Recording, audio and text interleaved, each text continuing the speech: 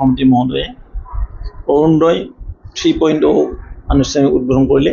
যিহেতু বিধানসভা নিৰ্বাচনৰ কাৰণে যোৱা 3টা মাহ ধৰি অৰুণোদয় আঁচনি পোৱা বা আঁচনিখন কৰ্মচাৰী আই মাতৃসকলে যিসকল হিতাধিকাৰী আছে, এই 45 লাখতকৈ অধিক আই মাতৃ আঁচনিখনৰ পৰা বঞ্চিত হৈছিল। কিন্তু এই আঁচনিখন বন্ধ কৰা নাছিলে।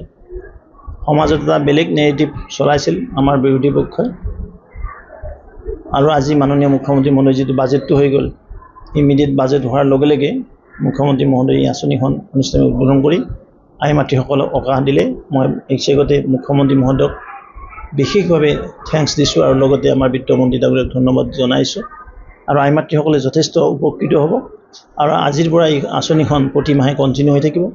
ইয়াৰ উপৰিও তেখেতে আৰু এটা ইয়াত এনাউন্সমেণ্ট দিছে যে প্ৰয়োজন সাপেক্ষে বিপদ আপদ হ'লে অৰুণোদয় আঁচনি তেওঁলোকে এডভান্স পইচা ল'বলৈ সক্ষম হ'ব। মই ভাবোঁ এইটো আটাইতকৈ ডাঙৰ সকাহ।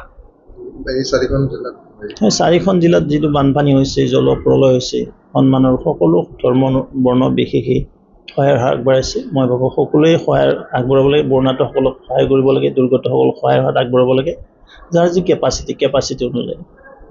যিকোনো খবৰৰ বাবে যোগাযোগ কৰক 9181 307 221 আমাৰ এই নম্বৰত।